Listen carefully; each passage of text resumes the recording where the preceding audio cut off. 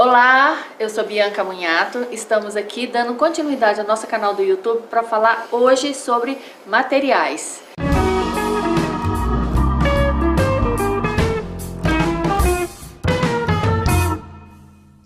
Hoje nós temos aí uma gama infinita de materiais em que o profissional de design de interiores tem como se inspirar, buscar referências para montar o teu projeto.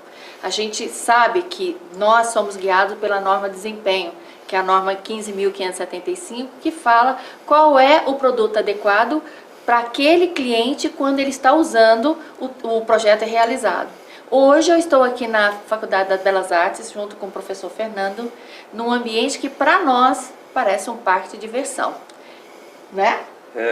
Seja bem-vindo, professor. Obrigado, é um prazer aqui, recebê-los. Esse é um projeto da Belas Artes que visa justamente oferecer para os alunos, e para o profissional da área de design de interiores e também de todo o núcleo de design, uma experiência material e imaterial. Ou seja, a novidade aqui é justamente a associação das características, das propriedades físicas que tradicionalmente a gente tem nas materiotecas, com também aspectos imateriais, sensorialidade, cultura, todo aquele quadro contextualizador, ele vem junto aqui para ajudar o profissional.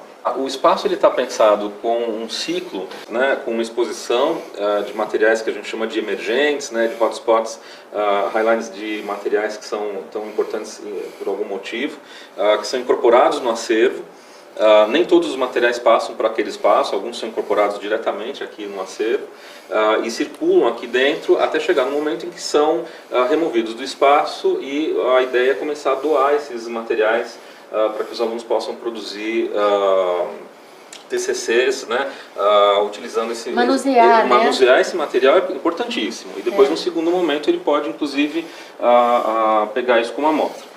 E aqui na parte de cima eu vejo que estão todos a parte têxtil. A parte têxtil aqui no meio, temos... a gente tem pisos, a gente tem laminados, toda a parte vinílica, toda a parte de compósitos, corian, depois madeiras, material de aglomerado, compensados. A gente também tem couro sintético, couro natural. A gente sempre fala que a questão do projetar é uma análise muito profunda do material, com uma solução funcional que vai atender exatamente aquele cliente, e com base nisso, o domínio absoluto dos materiais é fundamental para que você mantenha um padrão de qualidade. Tem uma área aqui que eu achei bastante interessante, professor, que são essas partes aqui a parte de rochas naturais. E para cada tipo de pedra também tem o seu uso adequado. Sim. Nós vamos até assim, por exemplo, tem pedra que ela tem um comportamento que ele é adequado para determinado lugar e para outro nem tanto. Esse aqui, é um granito cinza andorinha que tem uma qualidade, tem uma espessura de 2 centímetros, É um produto bem nobre. E o que ocorre? Suponhamos que tem um cliente que fala, eu quero uma bancada cinza médio. Se você especifica, olhando a tonalidade, ele é próprio para uma bancada, mas se você não avisa que o teu cliente que ao pingar água, se é uma bancada, provavelmente vai molhar, ele vai alterar a cor, provavelmente seu cliente não vai ficar tão satisfeito quando ele chegar a ver o resultado em uso do produto. Então, você precisa entender que a especificação está certa, o produto está adequado, a cor está dentro do que o cliente quer, a resistência do produto é adequada para aquela função, porém a performance dele não atende uma necessidade exigida pelo cliente, que era o quê? Ter esse tom sempre, ele vai ficar o quê? Um cinza escuro. O aspecto imaterial aí para nós, ele está justamente, como você disse, Bianca, informar o cliente, Ou seja, muitas vezes é uma questão de expectativa. Se o cliente sabe que isso vai ocorrer, ele tem noção, ele entende que isso é um material natural, a expectativa se altera. E também o aspecto da sensorialidade, que é muito importante com materiais. Os aspectos sensoriais, eles acabam determinando também a felicidade do cliente, o contentamento do cliente no uso, como você disse. E isso é algo que a gente busca aqui incorporar. A gente espera que essa oferta didática ajude nossos profissionais a terem essa condição. E aqui nós temos uma Santomé. É uma pedra super usada em varandas, área de piscina, né? E que também tem o seu lugar certo. Isso. Por exemplo, ela fica perfeita para essa região em torno da piscina e tudo mais. Mas se eu colocar no piso perto de uma churrasqueira, provavelmente nós vamos ter problema. Porque ela tem um grau de porosidade e vai manchar e gordura, cai a gordura a Coca-Cola, ou vinho, ou mesmo a gordura da carne. Então, como de novo a frase, né? Tudo pode, mas nem tudo deve, quando a gente realmente conhece aquilo que a gente está especificando e que a gente está projetando.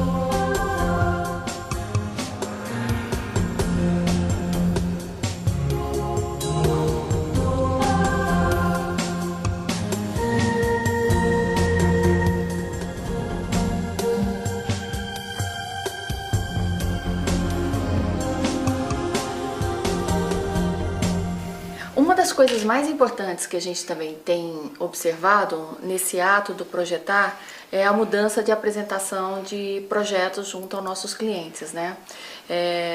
Há um tempo atrás, talvez mais na minha época, nós fazíamos as nossas perspectivas todas à mão, né?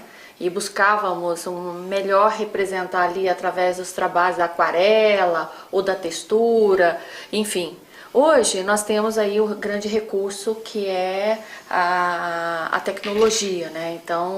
Então as perspectivas, os trabalhos em 3D, eles fazem com que o cliente tenha uma realidade praticamente virtual, onde ele consegue perceber toda essa questão da textura, do material que tem.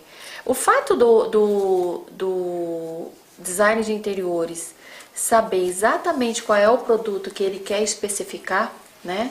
Já endossando aquela apresentação do 3D dentro de um desempenho que o cliente quer, eu acho que isso ganha uma agilidade muito grande em atender o cliente dentro de um processo bem acertativo, assim, bem correto. O que você me diz a respeito disso? Bianca, essa pergunta ela é muito boa porque a gente realmente está vivenciando isso nesse momento, essa transição. De fato, a resposta que a gente deu foi um laboratório aqui ao lado, que é o IMAX, que é o laboratório de realidades imersivas, né, onde a gente coloca o óculos, consegue fazer uma produção de realidade virtual, realidade hiperrealidade, né, realidade aumentada. E uma das linhas de pesquisa, uma das hiperconexões que a gente tem deste laboratório do Material Base é justamente a produção de arquivos em alta resolução de materiais para fornecer subsídio para o profissional nesse espaço virtual. Ou seja, que a gente possa oferecer uma experiência o mais real possível para um cliente que o cliente não terá a oportunidade de vivenciar os materiais aqui manuseando, né, sentindo o toque, a textura, compreendendo o peso. Agora, eu preciso que o profissional que se forma aqui, esse sim, ele tem que ter esse momento de intimidade, né, vamos dizer assim, com o material, porque só assim ele consegue compreender tudo aquilo que depois tem na literatura, né, os referenciais teóricos, eles acabam fazendo mais sentido, é um processo de oferta didática mais assertivo, a gente entende, quando tem também o complemento desse espaço com amostras. Então, eu acho que isso nos joga, né, como profissionais, num âmbito de tamanha responsabilidade, porque você tem que dominar aquilo que você vai especificar de verdade. E a partir do momento que você tem essa experiência, você entende da qualidade. E quando você tem um recurso de tecnologia que faz com que essa característica visual, né, ela tenha o mais próximo possível e você consegue jogar isso dentro de um projeto, eu estou acostumando a falar o seguinte, que a gente não vende mais projeto, a gente tem que vender uma experiência positiva para o cliente. Isso. E eu acredito que só através desse caminho é que a gente de fato vai atender a esse novo posicionamento, que está todo mundo assim procurando como que vai ser, né? Tem casos de profissionais que estão vendendo um 3D, né? E sem ter um conhecimento, um lastro de aplicação, saber se o cliente que vai receber aquela imagem, ele tem condições de fato de usar aquele espaço da forma como... De compreender, né? E absorver, né? Então, hoje, o que tem nos assustado bastante é que com a demanda da alta tecnologia, dos projetos em 3D, que é facilmente fazer, né? Você consegue, não é nada tão complexo assim, mas as pessoas vendem muitas vezes só o resultado estético. Só que o lastro da responsabilidade daquele material, se ele é adequado ou não, se aquela planta que você colocou naquele projeto, que o espaço físico é real, a perspectiva mostra que foi feito por um profissional que aquilo pode ser feito, porque o espaço físico é aquilo. Mas será que aquela planta vai ganhar a quantidade de luz suficiente para poder sobreviver e ficar bonita como aparece ali naquela perspectiva? Será que o material vai dar o brilho necessário e vai funcionar de forma correta quando estiver no uso? Tem um caso muito interessante, ainda falando sobre a norma de desempenho. É claro que nós estamos falando aí já de arquitetura, né? De uma fachada que foi colocado o revestimento externo em espelho. E uma determinada hora do dia, a coincidência do sol, isso eu estou falando da Europa, então o sol estava mais baixo, famoso, né? É um caso bem famoso, em que tem uma incidência de sol nessa fachada. Os carros que estavam naquela rua, eles tinham, né, o carro chegou a derreter o plástico. Então, o que é isso? É a aplicação de um produto que teoricamente é tranquilo, só que tem que analisar, no caso da arquitetura, até a característica, solstício, posição do sol, como que isso vai interferir no todo, né? E trazendo para o nosso universo, dentro do interior, também é a mesma coisa. Você não pode colocar um piso, por exemplo, para uma área de piscina, que a pessoa não possa conseguir andar descalço, né? E assim vai. Piso escuro no sol esquenta. Aquece, ou uma bancada para uma cozinha que não consegue, que não tem característica para receber calor, ou contraste de temperatura, né? Porque às vezes você coloca um fogão, uma panela quente e depois você vai e coloca um gelo em cima, então ela trinca. Então, professor Fernando, foi muito interessante, eu agradeço o fato de ter aberto aqui a materioteca para nós. Belas Artes está de parabéns com esse cuidado todo em procurar alimentar os nossos alunos, os nossos futuros profissionais, né, de todos esses cuidados e ter essa experiência sensorial, né, conforme você mesmo mencionou, de entender os materiais, saber da importância da performance de cada um. E quero ver se em breve a gente volta aqui com mais novidade, porque você me falou que tem uma fila aí gigante de uma fila materiais chegando. Bianca, é um prazer recebê-la aqui, receber toda a equipe. Eu preciso também fazer um agradecimento aqui e falar que esse é um trabalho de uma equipe muito grande aqui do time Belas Artes, né? Tem a professora Bruna Petreca, que é pesquisadora da área, que coordena o projeto junto comigo. Eu teria uma lista enorme de pessoas para agradecer, né, que estão envolvidas no projeto aqui em toda a Belas Artes. E agradecer imensamente você, né, porque o seu canal, eu sei do teu trabalho, conheço a tua história, né, tão séria, tão empenhada aí em fazer do profissional de design de interiores um profissional sempre muito requisitado, né, sempre com ilibada reputação. Muito obrigado. Muito obrigada, obrigada mesmo, e em breve nós vamos voltar. Então nós vamos ficando por aqui. A nossa próxima gravação, nosso próximo programa vai falar sobre portfólio.